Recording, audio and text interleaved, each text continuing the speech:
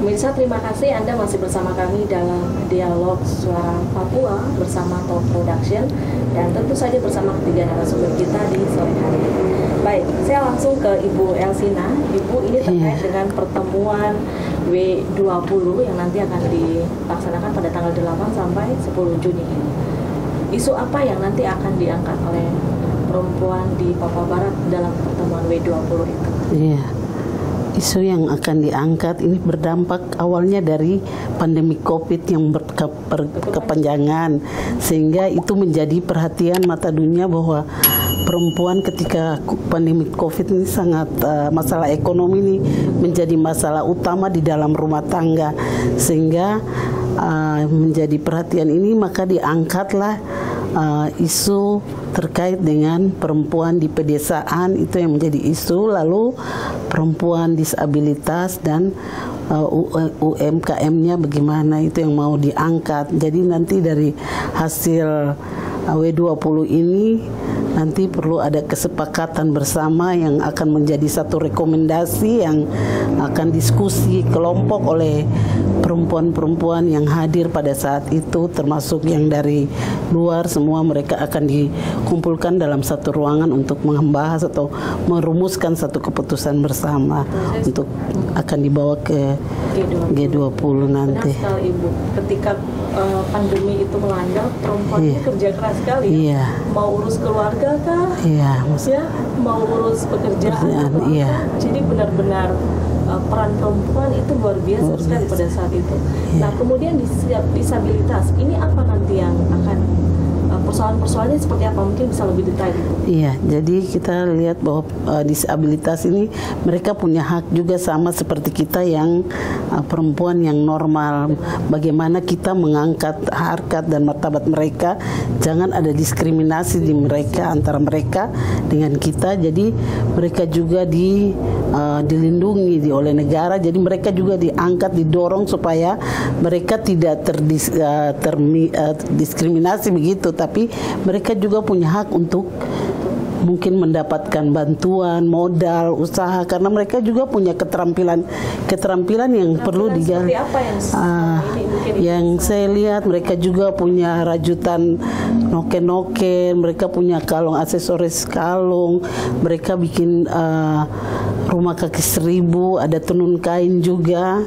Itu karena mereka pernah kami undang di dalam Hari Kartini yang kami buat khusus dengan perempuan-perempuan disabilitas, dan mereka memamerkan mereka punya hasil-hasil karya itu. Baik, ada begitu banyak hasil karya yang mereka hasilkan, termasuk yang UMKM yang bergerak di UMKM. Tapi mungkin kendalanya di pemasaran atau? Iya, termasuk pemasaran, mungkin modal usaha juga, itu yang perlu kita dorong bagi mereka. Siap. Baik, terima kasih Ibu. Pak Hans, untuk Youth 20 tanggal 17 sampai 19 Juni mendatang, isu apa yang akan diangkat oleh kaum pemuda generasi emas intelektual Papua ini? Isu utama itu keberagaman. Kami di Papua ini sampai saat ini tidak pernah ada konflik antar agama atau antar agama maupun antar suku. Nah, isu itu yang nanti diangkat untuk menjadi topik utama khusus untuk Indonesia. Nah, jadi kita mungkin sebagai contoh begitu untuk daerah-daerah lain yang ada di Indonesia. Jadi itu yang terus pertama, yang kedua itu untuk menjaga lingkungan, ya, menjaga lingkungan. Karena lingkungan itu sekarang teman-teman ada di pemuda. Jadi pemuda itu yang harus menjaga lingkungan, ya, terutama terumbu karang, bakau itu, terus kita menjaga gunung, hutan dan sungai. Nah, isu itu yang dua topik itu yang jadi isu utama. Nah, sehingga kalau isu itu karena kita keberhasilan Papua Barat, ya, dari isu-isu yang sudah diangkat seperti Yayasan Anak Air yang mereka jaga pantai, laut tentang kebersihan, menjaga terumbu karang. yang kedua tentang pemuda. Jadi kita juga libatkan KNPI, sehingga semua pemuda yang ada di Papua Barat maupun yang ada di Papua, itu isu ini globalnya kita akan jadi rekomendasi, dan itu akan kita bawa nanti finalisasinya di Bandung. Dan itu sudah finalisasi, hasil itu akan diserahkan ke Presiden. Sama juga dengan ya, sama. Jadi dua isu ini yang keberagaman ini yang harus isu utama untuk bukan Papua Barat ataupun juga untuk Papua.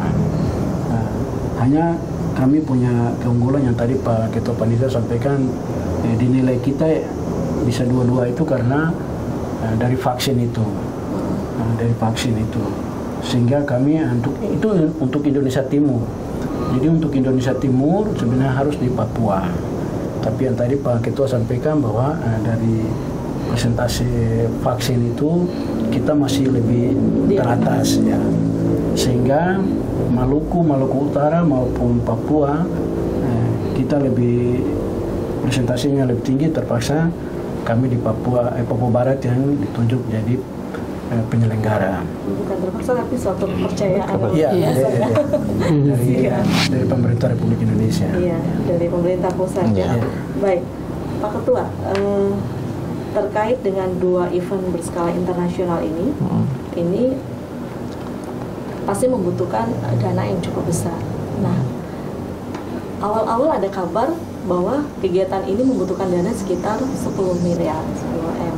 Nanti mungkin bisa dijelaskan. Kemudian lalu ada nilai 5,2 yang kemudian dirasionalkan ya, di nilai 4,8 untuk dua event ini. Ya. Apa ada agenda yang berubah sehingga nilai itu dirasionalkan ke 4,8, Pak Ketua? Ya, terima kasih. Memang dua event ini kan dua event internasional dan melibatkan dunia internasional tentunya. Nah, setelah kami coba menghitung-hitung dengan pengalamannya, karena kami punya pengalaman menyelenggarakan event internasional untuk lingkungan pada waktu itu ya, dengan mendatangkan juga cukup banyak, hampir 1.000 orang itu waktu itu. Kita sepakati bahwa kegiatan ini kita bisa laksanakan dengan bagi anggaran sekitar 5,2 awalnya 5,2. Nah, kemudian di dalam perjalanannya kami mengajukan, lalu pimpinan melakukan rasional, lalu disetujulah kita dianggarkan 4,8. Nah, seiring perjalanan, pergantian waktu, pergantian pimpinan, kemudian informasi peserta yang nanti terlibat di dalam kegiatan Women ini berkembang menjadi istri kepala negara yang tentunya hadir secara offline di sini. Nah, karena ini menyangkut istri negara, kepala negara, maka leveling untuk pengamanannya itu ada leveling tamu negara. Sehingga kalau tamu negara itu menurut normatifnya itu kewenangannya ada di TNI, dalam hal ini Kodam. Iya. Sehingga dari teman-teman panitia kami minta, ini loh nanti ada 5 istri kepala negara yang datang. Jadi kalian coba menyusun anggaran belanja untuk kegiatan yang nanti mereka. Untuk pengamanan ya? Untuk pengamanannya, untuk konsumsinya, kemudian spotnya nanti. Karena setiap mereka bergerak itu pengamanan. Mereka ke Mansinam, kita harus yakin bahwa itu aman, safety dan segala rupa di situ. Makannya juga sampai security food itu juga kita perhatikan. Dan ini bukan satu negara ini ya? Iya, 5 negara. 5 negara. Jadi pasti selera makannya beda. Beda. Dan itu tidak semua Eropa, ada juga Asia kan, misalnya India misalnya, ya seperti itu. Jadi kemudian teman-teman seksi ini kan kita memberikan kebebasan mereka untuk apa yang mereka akan kerjakan. Kan tidak mungkin kami sebagai panitia inti kerja, mereka yang lebih tahu secara spesifik apa. Karena di dalam kepanitiaan ini tergabung semua institusi di dalamnya. di dalamnya. TNI Polri masuk, dari BUMN masuk, dari masyarakat masuk, di situ semua terlibat. Organisasi kepemudaan masih, iya panitia besar. Kalau panitia kita bisa urut di atas 100 orang di dalamnya. Nah, diajukanlah anggaran itu, lalu kita coba akumulasi, simpun semua, lalu kita kalkulasi total semuanya sebesar 10. Nah, bagian ini ketika pergantian pimpinan, dalam hal ini Bapak Komjen hadir sebagai penjabat, kami melaporkan karena toh ini waktu sudah mepet dan itu menjadi tanggung jawab juga beliau sebagai kepala daerah. Jadi waktu kita melaporkan itu yang keluar angka itu 10. Tapi kami sudah menyampaikan bahwa budget yang sudah kami panitia terima itu 4,8 M. Tetapi kalau mendatangkan mengawasi ibu negara itu kita membutuhkan yang sekian, 10. Jadi seperti itu pada waktu itu. Kemudian beberapa hari kemudian berputar informasi yang datangnya, akhirnya mereka batal diganti dengan Kedubes. Maka level pengamanan juga menurun. Ya kami yang panitia itu bersyukur karena memang kita punya budget cuma 4,8 itu. Nah 4,8 ini kemudian kita membagi karena kepanitiaan untuk kegiatan, dua kegiatan ini ada panitia nasional, kemudian ada panitia lokal. Nah, pembiayaan terhadap kegiatan panitia nasional dalam hal ini mereka termasuk AEO-nya untuk meeting dengan segala rupa itu mereka. Jadi kami memberikan support terhadap mereka dari 4,8 itu masing-masing panitia yang W20 dapat 1 miliar, kemudian yang pemuda 1 miliar. Kami berharap dengan 1 miliar itu termasuk AEO yang mereka pakai sampai dengan kegiatan acara intinya sudah bisa tercover pembiayaannya. Nah, kemudian yang 2,8 itu menjadi tanggung jawab kami di di panitia lokal untuk mempersiapkan angkutannya, makannya. Karena makannya kami tidak masak, kami pakai hotel. Kami pesan hotel, dalam hal ini kita pakai untuk Hotel Aston. Kemudian juga kita pakai untuk teman-teman di Mansinambis. Kenapa Mansinambis kita pakai? Karena kan tenaga lapangan itu harus makan. Betul. Kan begitu. Penjagaan dia mulai itu ada provider dan semua peserta tenaga kesehatan kan orang harus makan. Itu kita sudah menghitung semua.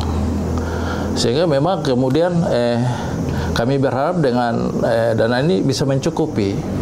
Lalu kami berharap banyak juga. Sekalipun kita tahu bahwa tidak cukup, lalu kami kerjasama dengan misalnya ada untuk pameran. Pameran kami kerjasama dengan Bank Indonesia sehingga tidak ada lagi pembiayaan untuk itu, tetapi Bank Indonesia bisa melakukan promosi dengan itu, begitu. Iya, begitu. Terus kemudian penekanan dari Bapak Bapak pejabat gubernur bahwa harus setiap OPD memberikan support terhadap kegiatan ini. Nah, oleh sebab itu untuk yang kesehatan itu Dinas Kesehatan menanggulangi semua. Kemudian teman-teman yang kepala dinas ini berdua ini mereka juga mendorongnya pembiayaannya sendiri, begitu. Sehingga pembiayaan itu tidak saja tertumpu kepada kami panitianya, tetapi ada sharing mereka. Dan itu menjadi catatannya. Nanti kemudian setelah selesai kegiatan kita melaporkan. Dana dari dinas sudah diplotkan atau? Mereka dengan tekniknya sendiri, tapi kami minta untuk ya sudahlah kalau bisa tanggulangi sedikit, tanggulangi begitu. Karena termasuk juga mereka berangkat untuk ke Palembang, kemudian ke Balikpapan, kegiatan itu kan biaya dinas sendiri, ya bukan dari panitia, kami panitia itu. Luar biasa. Seperti itu, sehingga mestinya di Balikpapan saya yang hadir mewakili, tetapi karena ada serah terima penjabat gubernur, saya ini beliau yang diserahkan petakan. Jadi kira-kira itu sedikit pembiayaan. Kami berharap dengan yang sedikit ini kami coba berinovasi supaya bisa sukses lah. 2,8 berarti kalau kita bagi untuk 2 event berarti 1,4. Iya, 1,4.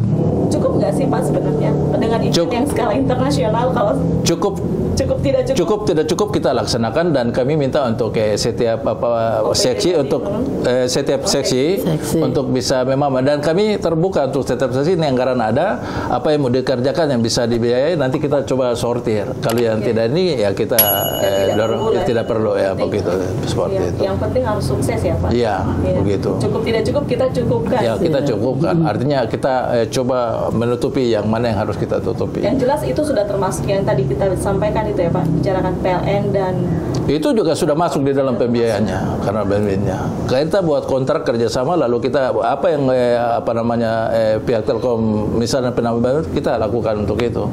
Tapi kami minta untuk tetap siarannya oke, termasuk seperti itu. Pemirsa tetaplah bersama kami, dialog di sore hari ini akan kita lanjutkan setelah jeda berikut ini.